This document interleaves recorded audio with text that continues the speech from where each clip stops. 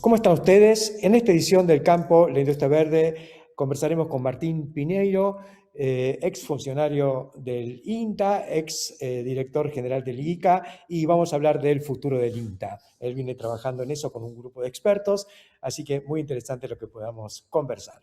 Seguiremos con Roberto Bizán. Roberto acaba de elaborar y promulgar un documento muy importante sobre las empresas agrobioindustriales en la Argentina, la evolución, lo que está pasando. Muy, muy interesante lo que podemos conversar con él.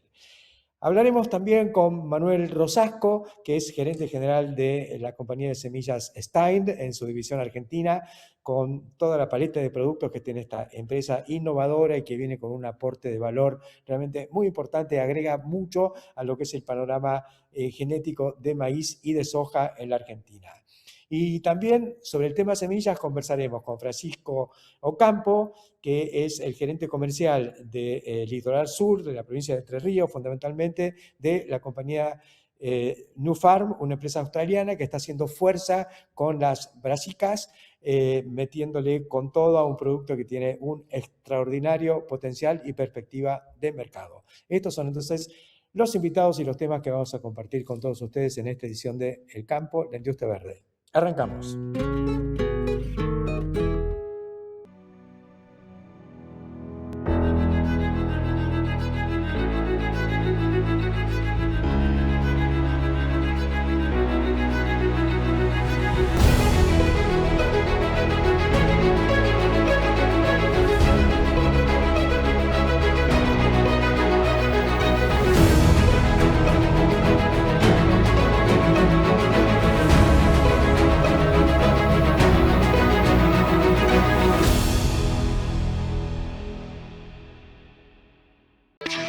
Imaginamos futuro, trabajamos presente. En Acron desarrollamos equipos que potencian tu producción y optimizan tu tiempo. Hoy el futuro llegó y está a tu alcance. Acron, siempre Acron.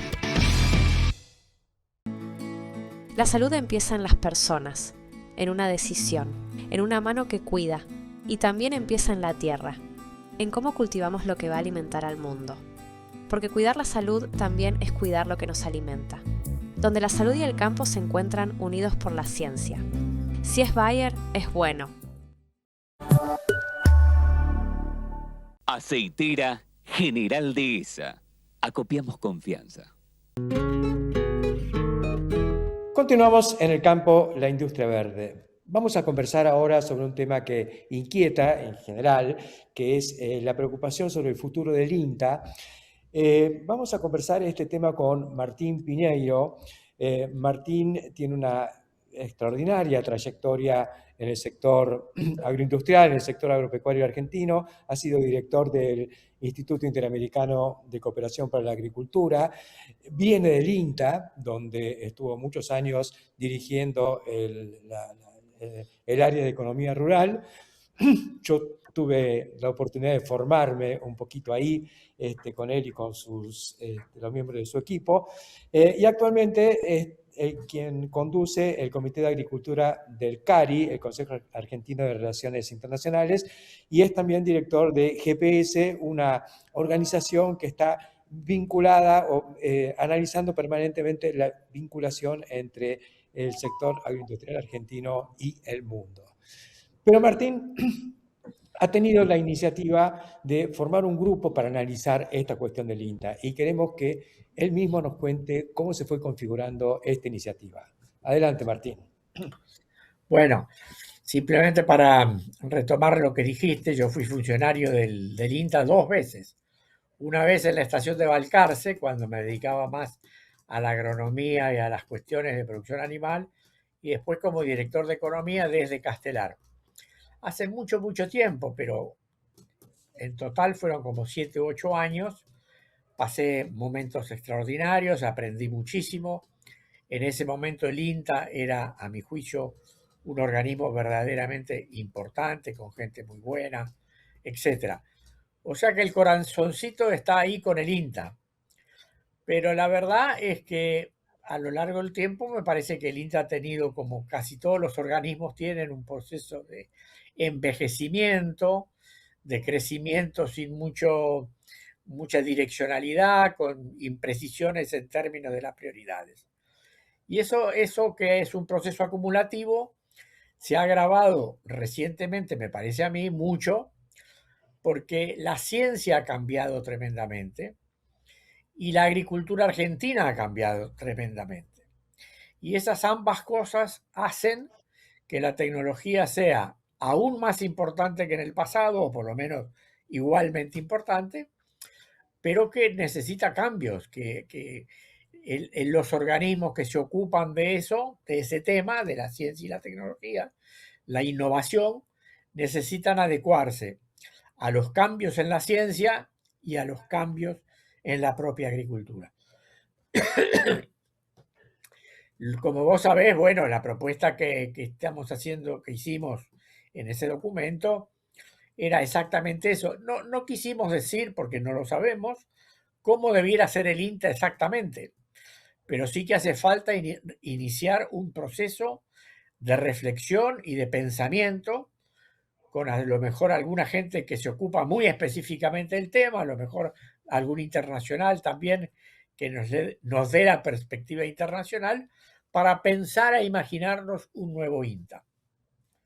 Y no, la razón de que el grupo hizo la propuesta, que se metió en el tema, es porque nos da la impresión que eso, que a lo mejor debiera estar ocurriendo en otros ámbitos, no está ocurriendo. Y es una Claro, gran preocupación.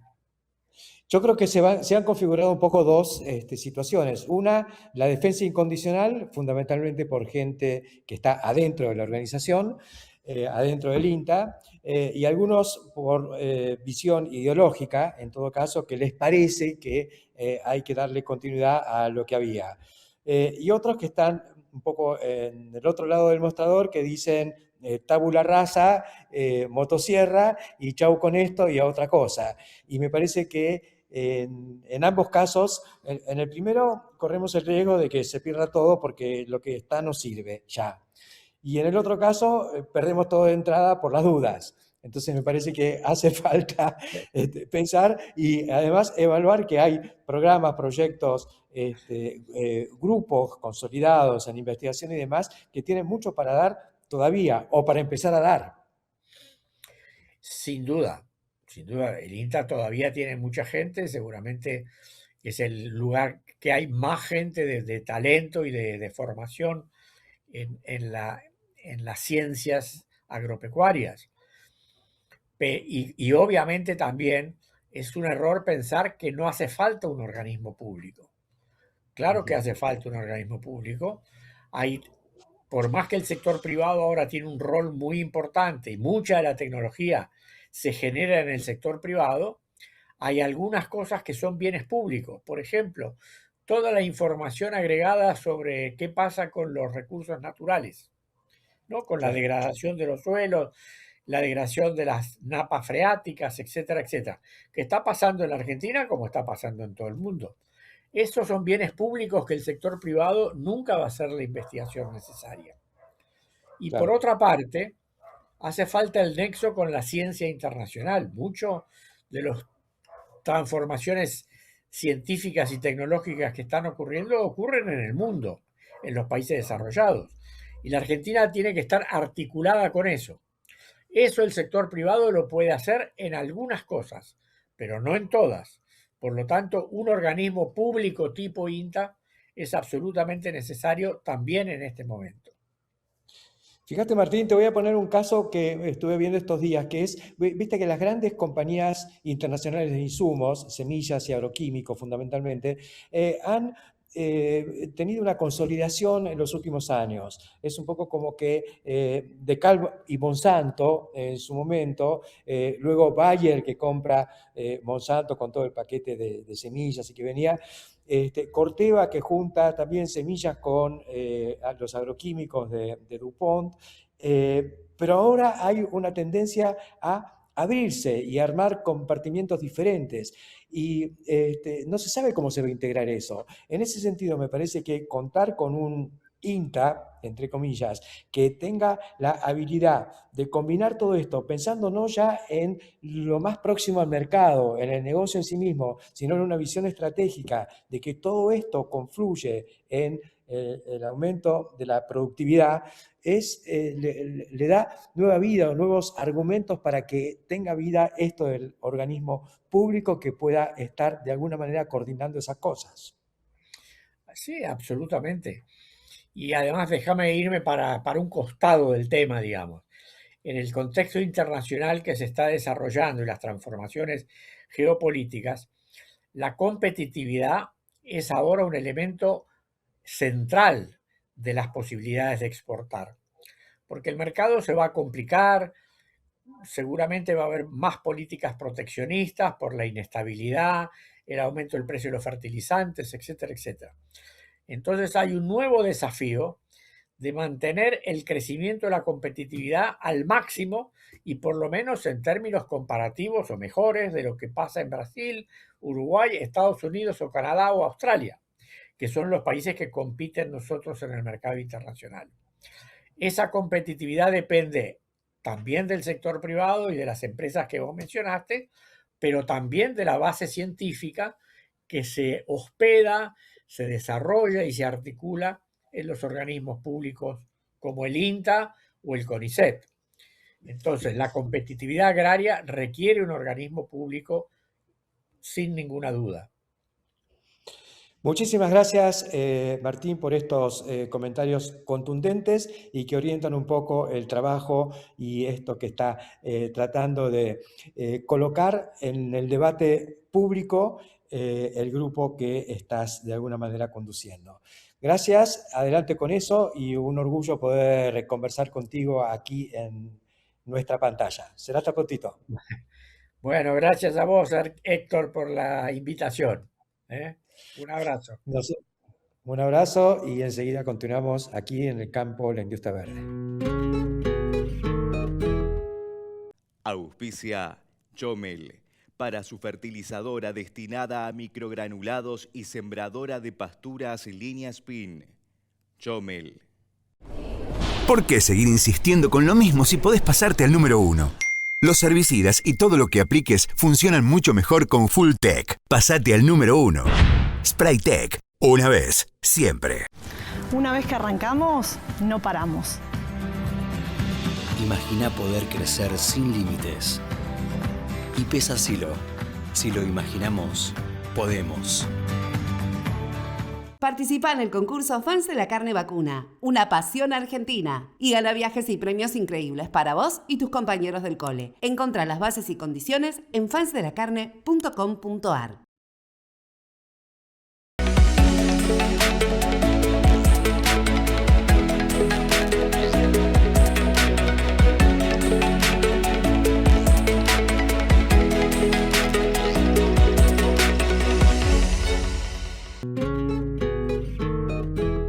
Continuamos en el campo, la industria verde. Vamos a conversar ahora con Roberto Bizán. Roberto es un analista que viene siguiendo muy de cerca todo lo que está ocurriendo en las últimas décadas con el sector agroindustrial argentino. Fue incluso director del censo agropecuario, el último que se hizo a través del INDEC. O sea que es una persona que tiene información, maneja datos y sobre todo un fino mirar de lo que está ocurriendo. Y creo, Roberto, que tenés una visión sobre lo que ha ocurrido en el mundo de las empresas agrobioindustriales. Hay un documento reciente que has emitido, hecho con algunos otros expertos, en el que analiza esta cuestión. Quiero que nos plantees un poco, que nos comentes lo que han elaborado y cuáles son un poco las conclusiones. Bueno, muchas gracias por la invitación, Héctor. Siempre es un placer charlar contigo. Aprendo mucho, leemos mucho Clarín, etcétera, etcétera.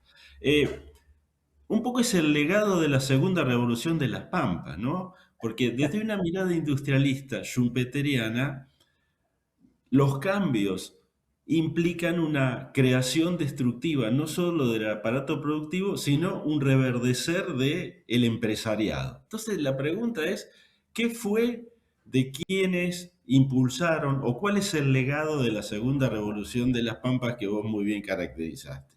Y ahí empezamos con llamándonos la atención la aparición de empresas en los rankings de facturación raras respecto a lo que eran 30 años atrás. Empiezan a aparecer Río Juramento desde el sur, ADM, Cresud, etc.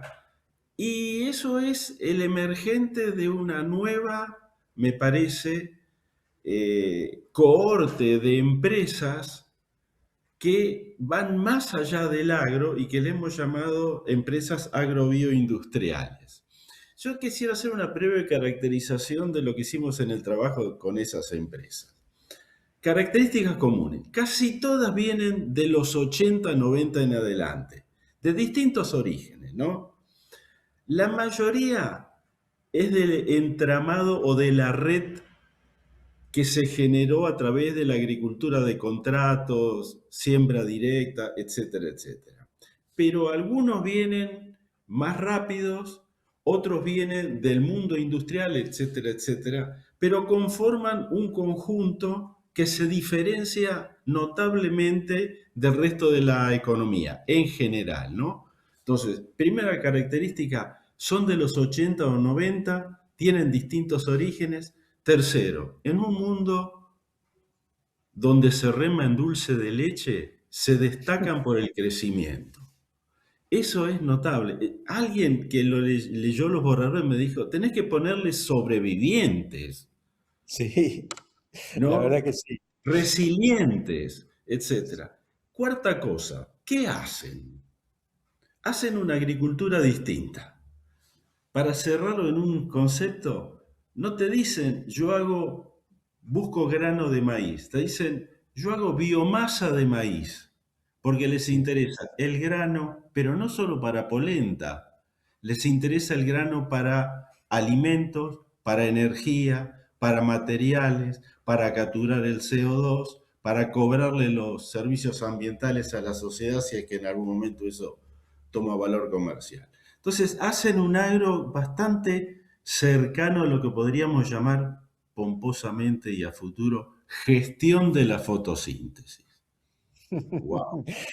Me traes a la memoria al gran Enrique Seminario, que decía justamente esto, hablaba de la gran cuenca fotosintética sudamericana, que es el Mercosur, y bueno, está ocurriendo en la Argentina con elementos propios, pero también se da en Brasil, se da en Uruguay, en Paraguay.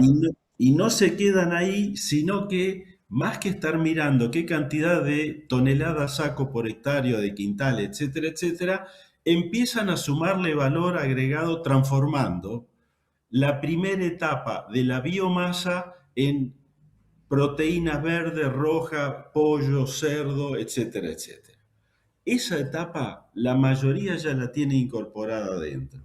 Y unos pocos toman ese segundo paso de transformación y empiezan a pensar en la bioindustria. Digo, ya no están pensando en el novillo 4/4, sino en 5/4, el rendering, la industrialización de la sangre, la captura de ácidos biliares como materia prima industrial. En la mitad se han vuelto industrializadores prácticamente de todos los derivados posibles que devienen de la biomasa original. Entonces, eso es muy llamativo porque en un mundo dominado por la antinomia campo-industria, estos muchachos calladitos de alpargatas del interior, facturando números que asombran porque pasan los $1.000 millones en algunos casos, muy humilde, bajo perfil, a mí me hacen sentir levemente optimista, por no decir muy optimista, respecto a otra manera de organizar la producción de la Argentina. Un recampo, perdón, sí. Un campo extralage, algo nuevo que se instaló muy lentamente y que no se ve demasiado de las urbes, pero sí se siente mucho del interior.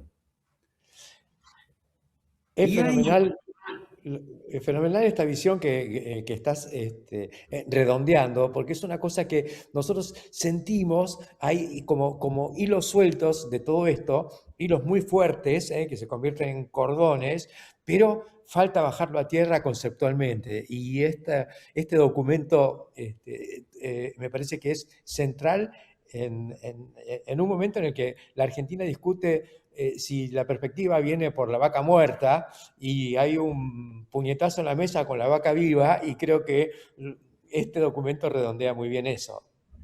y además tiene, no hablo del documento, yo me refiero a los que hacen las cosas. Yo las Sí, cuento. ¿Estamos de acuerdo? Hay una diferencia fundamental en esto. Chapó a sí, esa gente.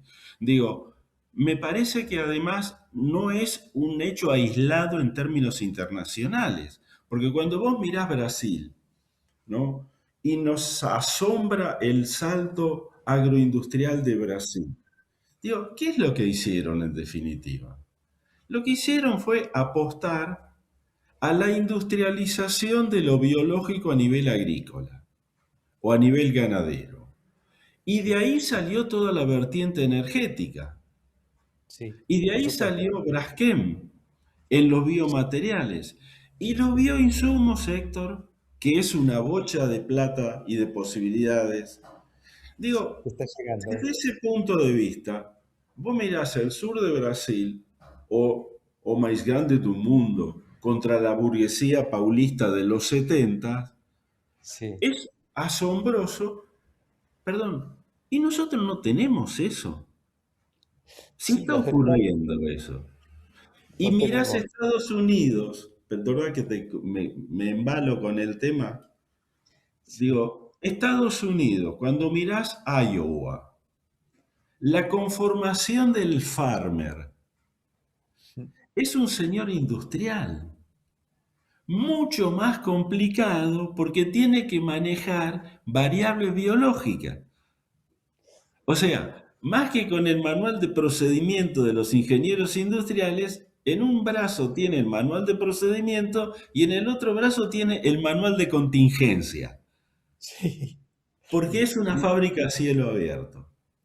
y el feeling del farmer, del chacarero, que tiene, no puede ir siempre a los libros, tiene que mirar un poquito y sentir en la piel lo que está pasando, ¿no? Que esa es la característica de este mundo bio. Bueno, esa gente te transmite cuando yo converso, y vos lo percibirás también, ama lo que hace. Y además tiene un detalle no menor desde el punto de vista económico. Tiene activos anclados en el país y no puede fugar ahorros porque la tierra está donde está, porque las plantas a largo plazo, las plantaciones de limón están donde están, las plantaciones de arándano están donde están, etcétera, etcétera. Si vos me preguntás, ¿son todos iguales? No. Hay 5 tipologías que nosotros marcamos como diferentes. Están los que nosotros marcamos los desarrolladores de modelos de negocio, localizaciones y actividades. Digo, Cresut, Adeco, son modelos de negocio de clase internacional, nacidos for export, con técnicas que vienen del mundo de la gestión industrial o del mundo de la gestión de los servicios. Hay desarrolladores de nuevos clústeres, Virasoro, Las Lajitas, el Valle Medio del Río Negro, aguanten los maniceros de Córdoba. Digo, son cosas nuevas cuando uno las mira en el lapso de 30 años.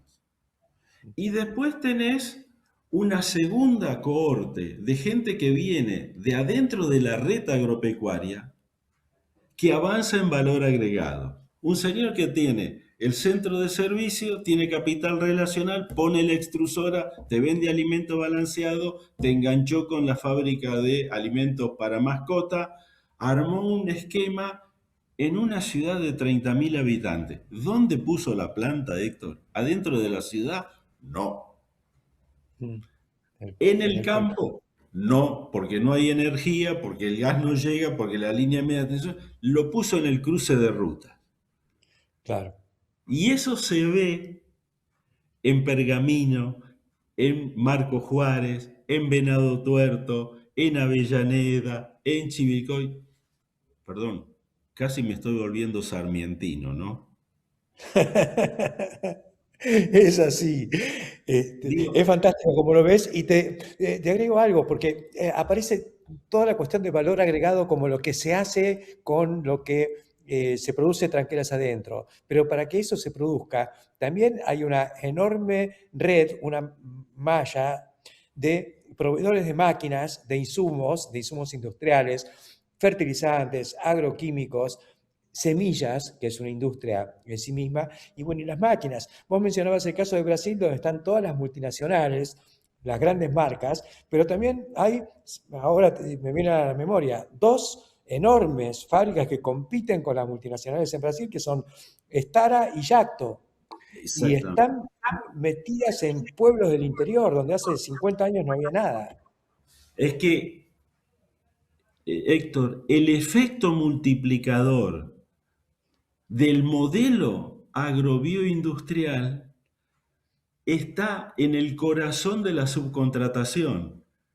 Y cuando vos armás una red de subcontratistas, cuando llueve los 15 días de ventana para floración del maíz, Sí. 25 o 30 días después no conseguís un restaurante en las afueras de Río Cuarto. ¿Se entiende el Sí. efecto multiplicador? Se siente y se ve en los boliches, los Ahora, restaurantes para todo el mundo y los boliches para los chicos. Hay más riqueza. le quiero sumar 2 o 3 perfiles más. Gente que llegó tarde al reparto de la gran tierra del norte o del sur, Sí. que tiene 300, 400 hectáreas en la zona semiárida o en la zona central. Sabe hacer el producto que quiera, maíz, trigo, soja, etc. Y lo mata el flete de 500 kilómetros o de 300 o de 200 kilómetros a Ricardone. Y el tipo te dice, yo pierdo mi competitividad en el transporte. Yo muero con las botas en Villa María, pongo una extrusora, armo mi propio criadero de cerdos, le pongo la marca a través de un frigorífico fasonado o propio e integro mi sistema de producción local. Esos hay alrededor de 500. Yo conté el caso hace 3, 4 años atrás y un señor me levanta la mano y me dice, a mí me hace acordar la historia de Arcor. Digo, ¿no estaremos en ese bloque de pequeños emprendimientos entre 5 y 10, 12 millones de dólares con una masa crítica que se suma a los anteriores interesantes y se me suma al cuarto bloque, Héctor, que no quiero olvidármelo porque voy hablando de memoria, que son las cooperativas remixadas? Cuando vos vas y mirás algunas cooperativas que dejaron de hacer o siguen haciendo su acción reivindicatoria frente a las asimetrías entre comercialización y producción, o entre entregar productos perecederos y en la fase industrial, y hacer el buffer ahí, tratan, etcétera, etcétera, como lo hicieron históricamente en términos de defensa corporativa, dan un paso más y te dicen, pongo una planta de alimento para mascota. Eso, la Guillermo Lehmann, por ejemplo. Sí. O armo un consorcio para manejar los terneros holandos machos que no sabemos qué hacer en el tambo. O te hago un mecanismo de buenas prácticas. Vos empezás a rascar y encontrás que ahí hay otro núcleo de vitalidad creciente. Calladito, despacito, de alpargata. Perdón, no sé si de alpargata o de celular, seguro mejor del que manejo yo, no te quepa duda, porque son muy rápidos en la gestión. Y por último tenés una cosa que no sabemos cómo encuadrarla, y ahí te pido ayuda, Héctor, vos que sos más caminado en el tema, la existencia de redes de empresas. no cooperativas en el sentido estricto, sino gente que nuclea y reorganiza esquemas de producción Bio 4, es lo más clarito. Hizo Win en esa dirección. Varios de los manufacturadores de charcuterías, salamines, etcétera, etcétera, que tercerizan el cerdo, arman redes de negocios de cooperación.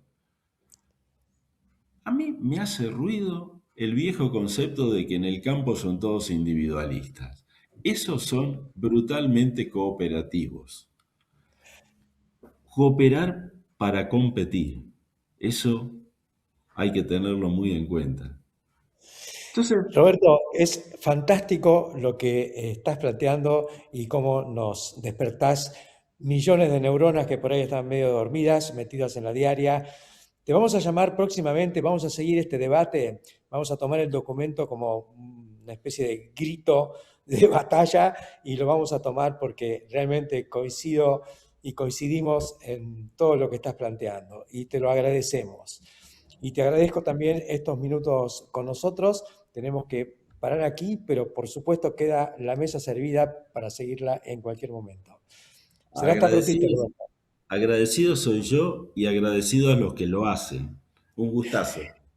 Un gustazo, Roberto, y nosotros continuamos en el campo de la industria verde. Ya volvemos. Genética sustentable para el cultivo de algodón.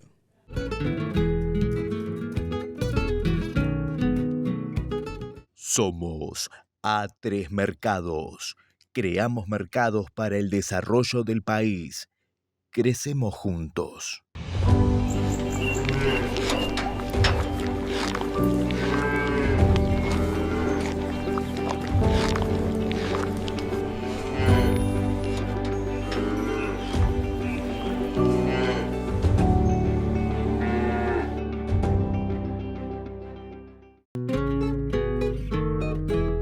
Continuamos en el campo, la industria verde. Vamos a pasar al tema semillas.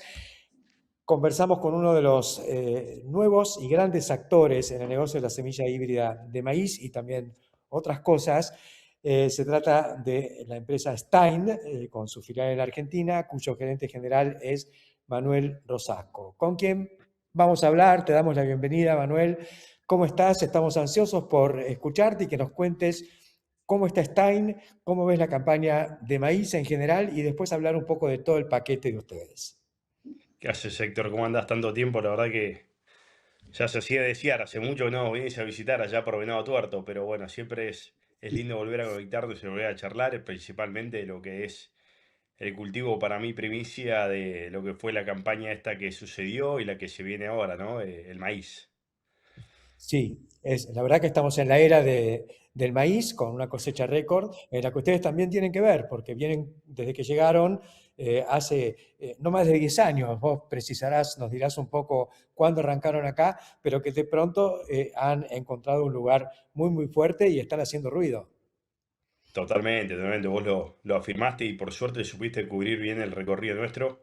Bueno, ahora ya me agarrás de vuelta en casa después de unas semanas lindas y agitadas y más después de un lindo partido de Argentina ayer, ¿no? Pero yendo un poco al tópico de maíz, vos bien lo dijiste, desembarcamos acá en el 2018-2019 para arrancar a operar en investigación y desarrollo ese mismo año en cultivo de maíz y de soja. Estamos hablando de un programa de mejoramiento nuestro, genética propia, que viene desarrollando y dando que hablar ya hace bastante tiempo, hoy ya con una paleta muy completa, con más de una opción por segmento. Si te acordás, en los inicios habíamos comenzado capaz con híbrido más de nicho, tratando de encontrar la necesidad de aquel productor en distintos planteos, sea por siembra demorada, tardía, de segunda, o por querer anticipar lo que es la cosecha, o lo que era para el sudeste de la provincia de Buenos Aires, o algo más enfocado en lo que era Córdoba, tratando de maximizar y desafiar esos planteos, ¿no? Pero hoy ya te digo que estamos con una paleta totalmente completa de ciclo, desde ciclo totalmente corto hasta ciclo tropical para lo que es el NEA y el NOA, con muy buenos híbridos de ciclo completo que la verdad que estamos con nuevos lanzamientos, ya entraremos ahí en el tema, pero no, un posicionamiento y un rendimiento y estabilidad, la verdad que está dando que hablar, está muy bueno. A mí me gustó entrar ahí a primera vista la Bestia, que rápidamente fue, digamos, incorporado como concepto en el mercado, por ustedes y por el mercado. Y después, más recientemente, toda la historia esta de los petizos, donde ustedes venían con mucha historia de afuera, digamos, del Criadero Madre en Estados Unidos, donde hace años que venían ya con los enanos, y bueno, ahora es una ola nueva. Totalmente, totalmente. Al principio, con poco hacíamos mucho, ¿no? La comunicación y el marketing siempre fue y va a seguir siendo algo que nos distinga. Somos una marca saliente ahí por ese lado, donde comenzamos con esa bestia que al principio se le asemejaba a un híbrido, o los petizos también. Hoy ya son unos segmentos de híbridos que abarcan madureces relativas. Las bestias entran en lo que son ciclos completos y parte tropical o tropical por templado. Hoy tenés ahí dos híbridos posicionados en la familia Bestia para zona núcleo, el 9939 Viptera 3, que la verdad que desde Entre Ríos, provincia de Buenos Aires, Córdoba, Santa Fe, está performando muy bien y te permite sí, jugar con distintas densidades y la verdad que expresa muy lindos rendimientos y un nuevo lanzamiento ahora en esa familia que es el 9937 Viptera 3 también, donde viene a acompañar al 39 y a experimentar altos potenciales de rendimiento. Y vos mencionas los petizos, algo muy lindo donde capaz al principio la historia venía desde toda esa historia de Harry Stein, ¿no? Donde él va encontrando todo el mejoramiento y el futuro del maíz en bajo porte o baja inserción, menor consumo, perdón, expresando máximo rendimiento con muchos tres de plantas. Nosotros fuimos transformando eso entre los cortos y los petizos, dependiendo del segmento. Argentina nos regala una variabilidad y una creatividad en los productores que nos permite crear justamente esta genética para poder brindarles a ellos toda herramienta posible, ¿no? Fantástico todo ese desarrollo. ¿Y cómo estás viendo la campaña para este año? Venimos de un año récord y muchas veces se piensa, incluso las bolsas son más tímidas y como creen que todo fue porque el clima ayudó, y que yo, entonces están poniendo topes de rendimiento menores. ¿Cómo lo estás viendo vos? Viste que una vez una persona mucho más experimentada que yo, no fue mi viejo, tampoco fuiste vos, pero decía que el ciclo de la campaña del maíz es como la misma M del maíz, ¿no? Donde por momentos estás allá arriba experimentando muy buenas campañas y por momentos en una de las dos partes de abajo de la M, ¿viste? Porque te golpea el ambiente y no te acompaña, que ya la vivimos. O sea, estamos hablando de año récord de cosecha esta que pasó, pero no nos olvidemos que el anterior a ese fue bueno y después venimos de 3 años donde nos castigó. Y no solamente Seguro. nos castigó el clima, que es el componente fundamental para que todo, o para que la semilla pueda expresar, ¿no? Entre otras cosas, también nos castigó un poco la macro. Entre medio de ahí Sí. pasamos por condiciones de fertilizante, cambios que hubo de financiación para el productor. Vivimos una transición bastante fuerte y yo no creo que lo que sucedió esta campaña haya sido un hito único. Para mí Sí. nos vino a mostrar de que podemos mantenernos en esa línea, podemos obviamente con el acompañamiento climático seguir experimentando esos altos rendimientos. Para mí podemos seguir elevando el rinde promedio del maíz en lo que es Argentina. Lo que fue el sur de la provincia de Buenos Aires, que años atrás había sido capaz la niña bonita de la producción de grano de maíz, ¿no? Este año fue un poco más golpeado. No nos olvidemos lo que era Ruta 5, las inundaciones y demás. Todavía hay posibilidades, hay un gap de poder seguir experimentando para mí esa cosecha récord y elevarla un poco más. Yo sé que vos tenés un corazón fuerte en el maíz, pero hay que mencionar que Stein en soja tiene algo que es una perlita que muestra el nivel científico de la compañía, que son codueños, copropietarios del evento Enlist. Correcto, ahí entra MS Technologies a jugar, ¿no? En co-desarrollo, MS Technologies, una empresa cercana a Stein, ¿no? En el co-desarrollo con Corteva. Ya hoy con tanto cambio, no sé si queda Corteva o no, pero bueno, lo que es la biotecnología del Enlist y el Conquesta Enlist, que por suerte en 2018-2019, después de la desregulación de la misma, pudimos traerla a Argentina. Sí, la verdad que eso fue algo muy lindo y muy innovador, porque no nos olvidemos que en el 2021, cuando una empresa se va muy importante, se va al mercado de Argentina, deja libre una biotecnología y ya no había nada nuevo, nada novedoso. Y yo creo que el Enlist y el Conquesta Enlist vino a mantener un poco todo ese desafío de breeding. Por suerte vos lo dijiste, o sea, Stein es padre de la soja. Donde mires, donde vayas en el mundo. De hecho, hace no mucho salió una noticia de Harry Stein como persona número 26 en más innovadoras del mundo, siendo una persona que provee genética, ¿no? Y volviendo al tema, el 21, este desembarco de lo que es en el Enlist y el Conquesta Enlist, con el resto de las compañías, también como usuarios de la misma, con otra genética o misma, pudiendo ofrecérsela al productor como una herramienta que sabemos lo complicado que es el mercado de soja, o que era en aquel momento el mercado de soja argentina, donde hoy ya viene mejorando y a grandes pasos. Hoy la penetración de nueva genética, nueva biotecnología, se está viendo. Hoy el productor está mostrando que hay un interés, de que hay una adopción de nuevas variedades por el producto, ¿no? Por lo que demuestra ser. Buenísimo esto que nos contás y se vincula con este momentum que tiene el tema de la propiedad intelectual, así que en buena hora. Manuel, vamos a seguir conversando muy de cerca, me interesa muchísimo todos lo que vienen haciendo desde Stein, desde que los conocí casi por casualidad, pasando un día por Venado Tuerto y había una reunión de campo, y ¿qué es esto? ¿Y es Stein? ¿Y dónde? Bueno, ahí me enteré y desde entonces los vengo siguiendo muy de cerca y lo voy a seguir haciendo. Así que por ahora te dejamos, te felicitamos por esta trayectoria y te anticipamos que te vamos a seguir jorobando. Será hasta prontito.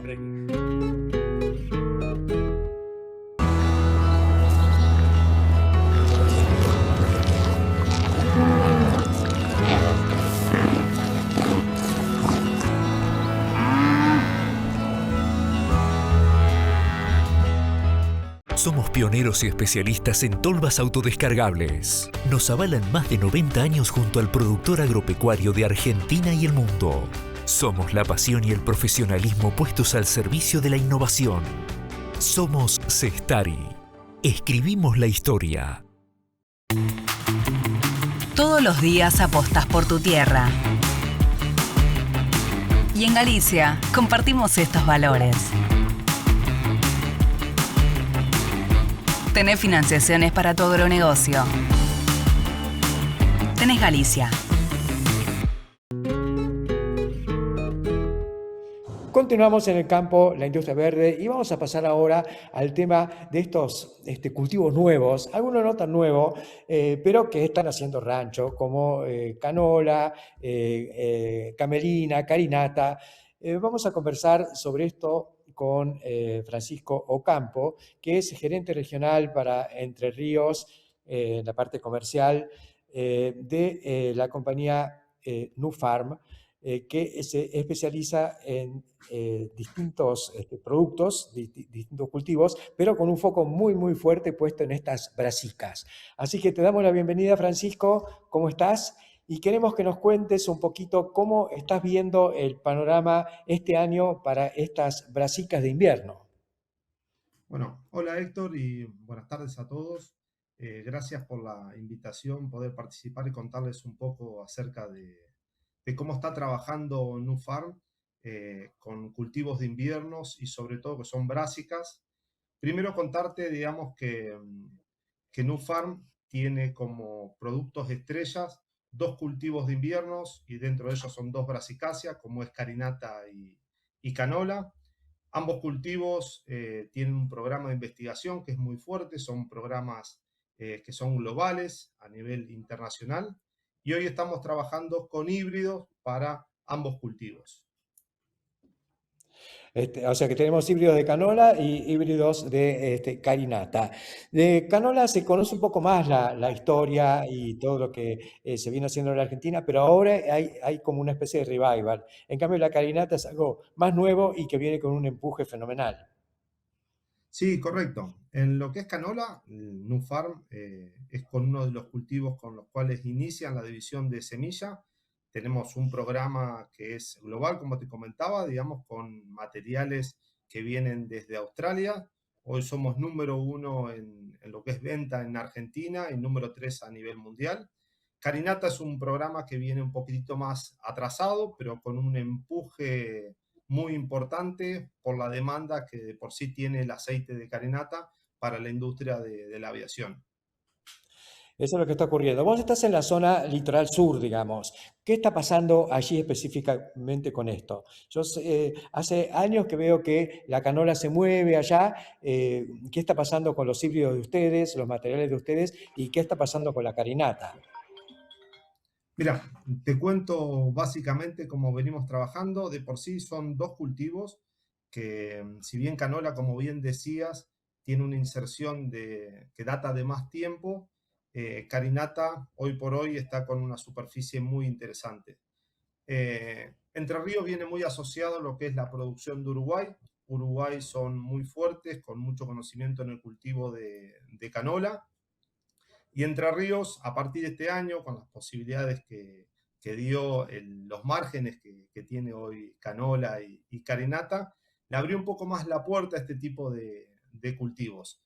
Así que hoy podría decirte, digamos, que para ambos cultivos, hoy creemos que vamos a estar duplicando la superficie de siembra de lo que es el año pasado.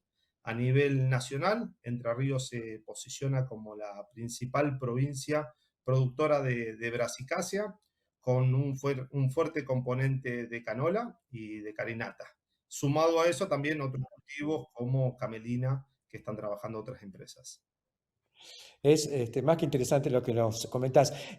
¿Cómo es de competitiva la carinata en este caso y también la canola con los cultivos tradicionales de invierno? Léase en Entre Ríos trigo, lino incluso, que es de mucha menos superficie.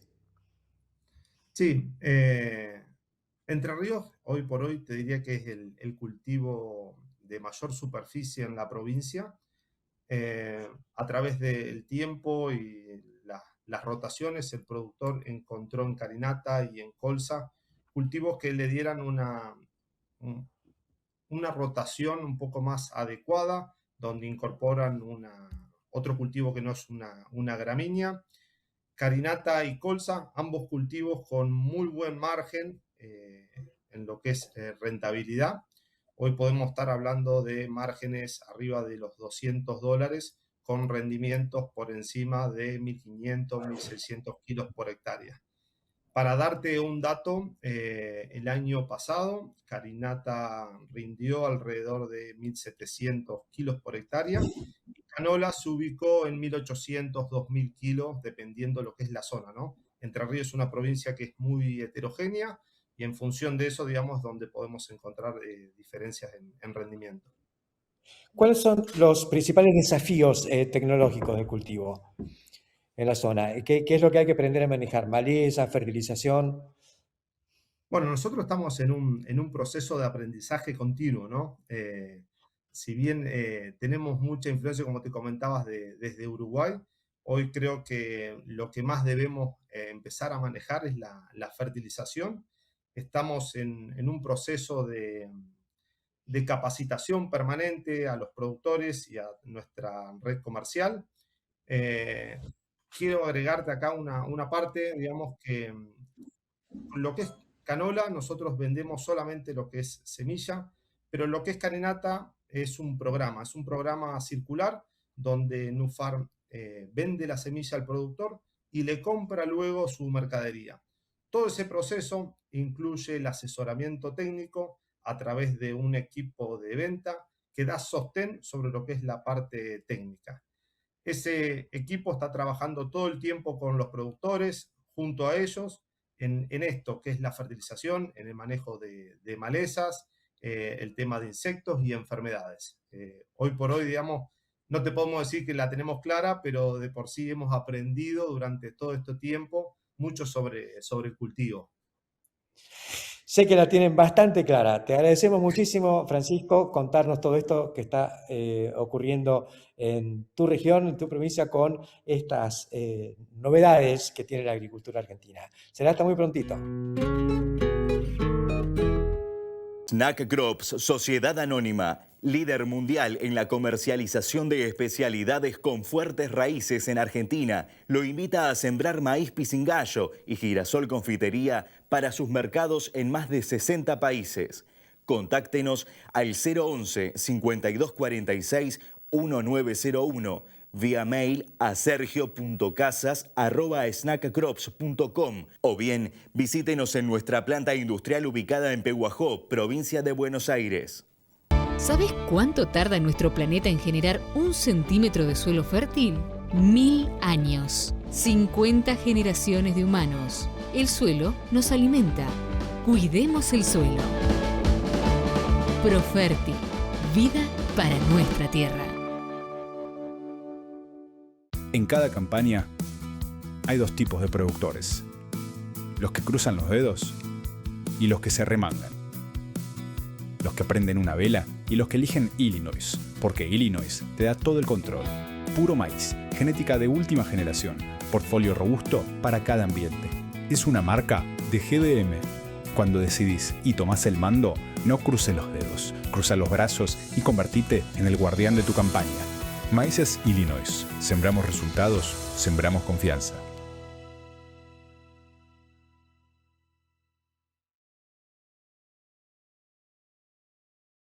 Tractores Kubota, tecnología japonesa aplicada al campo argentino. Presenta la nueva serie M, de 95 a 135 HP. Mojón 1, distribuidor oficial en Argentina y Uruguay. Kubota. Y para cerrar esta edición de El Campo de la Industria Verde, quiero hacer referencia a un anuncio que también tiene que ver con las oleaginosas, que es el de una inversión de $400 millones por parte de la compañía Dreyfus, LDC, en Bahía Blanca, con lo cual completan un poco, no creo que completen del todo porque siempre van a estar haciendo algo más, lo que fue la instalación del puerto y la planta portuaria, que era fundamentalmente de acopio para exportación, y ahora se combina con el crushing de oleaginosas, fundamentalmente girasol. Todo un salto para la industria del girasol, para la industria aceitera, que hace años que no recibía una noticia como esta, una inversión de estas características. Hubo una reciente también que fue la línea de procesamiento de especialidades como justamente canola o carinata, camelina, en una de las plantas que tiene Dreyfus sobre el Paraná. Pero bueno, esto es ya más específico y con un volumen y una especialización en el tema girasol que llama la atención. Parece muy importante porque el girasol ha sido una de las vedettes y llegó para quedarse, para una nueva expansión, ha sido históricamente muy importante, después estuvo flotando y ahora tiene un arranque muy, muy fuerte a partir del cosechón que tuvimos en la última campaña. Pero lo que se ve en el futuro es mucho más. La India al acecho como principal comprador de aceite de girasol argentino, así que perspectivas extraordinarias y sobre todo una consolidación de este nodo que hay en Bahía Blanca, que es donde confluyen la vaca viva con todo esto que pasa con la agroindustria, con la vaca muerta, que es lo nuevo, el gas, el petróleo y todo lo que está haciendo que Bahía Blanca tenga una nueva perspectiva de vida. La nueva provincia. Hasta la semana que viene.